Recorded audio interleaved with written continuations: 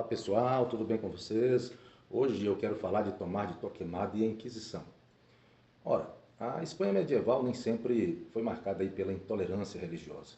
Durante séculos, cristãos, judeus e muçulmanos conviveram aí na Península Ibérica, especialmente sob o domínio islâmico. Com a Reconquista e a união dos reinos de Castela e Aragão por meio do casamento de Isabel e Fernando, surgiu a necessidade de unificar politicamente o país. Já a religião, ela foi escolhida como um instrumento dessa unidade e nesse contexto surge aí Tomás de Torquemada, um frade dominicano que acreditava que somente uma fé, ou seja, uma fé única, poderia garantir a estabilidade do reino. Torquemada tornou-se professor aí da rainha Isabel e conquistou grande influência sobre a coroa.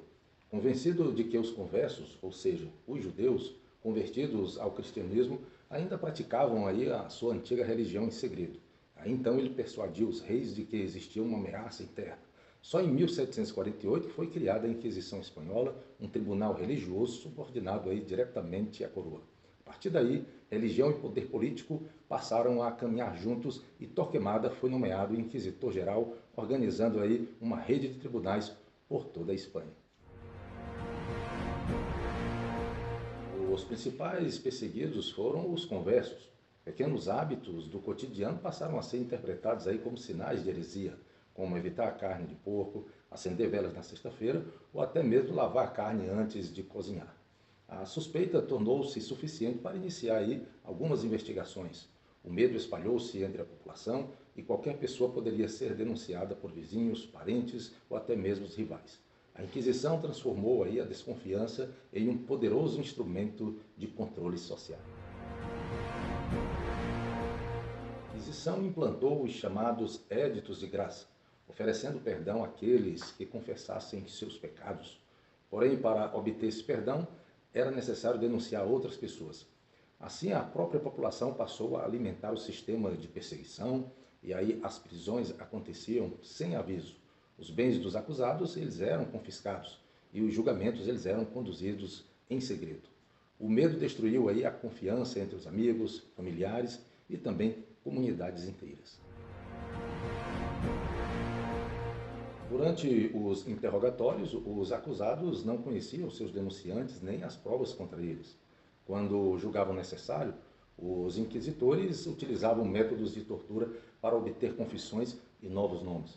Embora a tortura não fosse aplicada em todos os processos, sua simples ameaça bastava aí para espalhar o terror.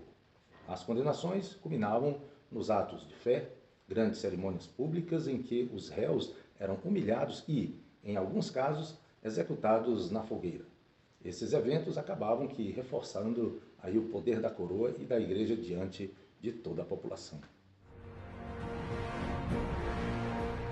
Em 1492, após a conquista de Granada, os reis católicos assinaram aí o decreto de Alhambra, obrigando os judeus a se converterem ao cristianismo ou deixarem a Espanha. A expulsão provocou enormes perdas econômicas, intelectuais e culturais para todo o país.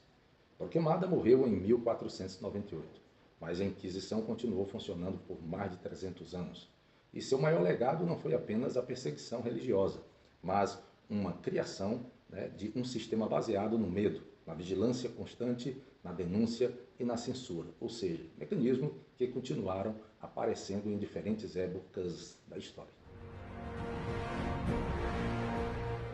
E para encerrar mais esse vídeo, eu quero que fique bem claro que essa história de Tomás de Torquemada mostra como a união entre o poder político e a intolerância religiosa pode transformar uma sociedade.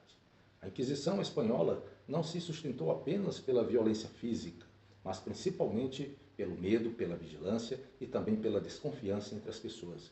E seu legado permanece como um alerta histórico sobre os riscos de qualquer sistema que utilize o medo como instrumento de controle e limite a liberdade de pensamento e de expressão. E eu vou ficando por aqui. Que Deus abençoe a todos vocês e até a próxima, se Deus quiser.